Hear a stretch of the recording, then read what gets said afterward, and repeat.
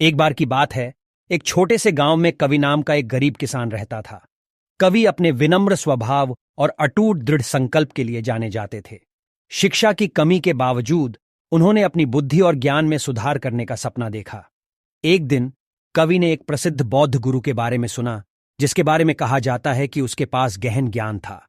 जिज्ञासा से भरकर वह गुरु का मार्गदर्शन पाने के लिए एक लंबी यात्रा पर निकल पड़ा।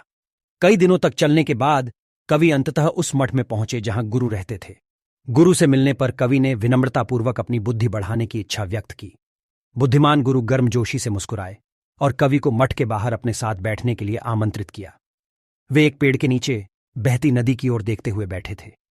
गुरु ने कवि से नदी का निरीक्षण करने और जो कुछ देखा उसे बताने के लिए कहा। कवि इस कार्य के पीछे के उद्देश्य के बारे में अनिश्चित महसूस करते हुए झिझक रहे थे। फिर भी उन्होंने नदी के प्रवाह को ध्यान से देखा, निरंतर गति पर ध्यान दिया और जिस तरह से पानी सूरज की रोशनी में चमक रहा था। तब गुरु ने कवि को अपनी आंखें बंद करने और जो कुछ भी देखा था उसे याद करने के लिए कहा। याद रखने के लिए संघर्ष करते हुए कवि को एहसास हुआ कि उसका मन नदी की तरह लगातार विचारों, चिंताओं और व्याकुलताओं से बह रहा था। वह नदी के जटिल विवरणों को याद नहीं कर सका क्योंकि उसका दिमाग पूरी तरह से मौजूद नहीं था।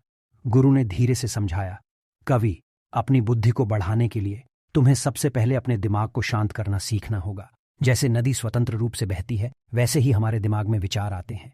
ध्यान के माध्यम से दिमागीपन और आंतरिक शांति पैदा करके आप स्पष्टता प्राप्त कर सकते हैं, फोकस और गहरी समझ।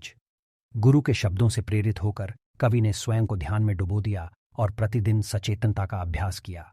जैसे जैसे उसका मन शांत होता गया, उसने ध्यान केंद्रित करने और समझने की क्षमता में वृद्धि देखी।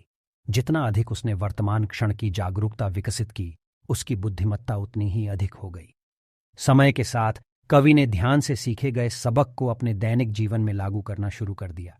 उन्होंने अपने काम को स्पष्ट दिमाग और सावधानी से किया, जिससे नवोन्मेषी समाधान सामने आए और उत्पादकता में सुधार हुआ।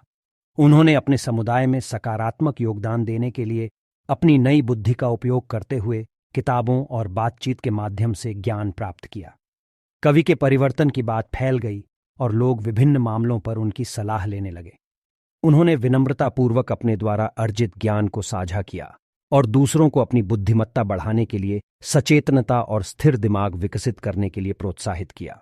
इस सुंदर बौद्ध कहानी में सीखते हैं कि हमारी बुद्धि को बढ़ाने की शुरुआत आंतरिक शांति और सचेतनता विकसित करने से होती है। मन को शांत करके हम स्पष्टता, ध्यान और गहरी समझ प्राप्त करते हैं। ध्यान के अभ्यास और वर्तमान क्षण की जागरूकता के माध्यम से हम अपनी बौद्धिक क्षमता का दोहन कर सकते हैं और इसका उपयोग अपने और अपने आसपास की दुनिया में सकारात्मक बदलाव लाने के लिए कर सकते हैं।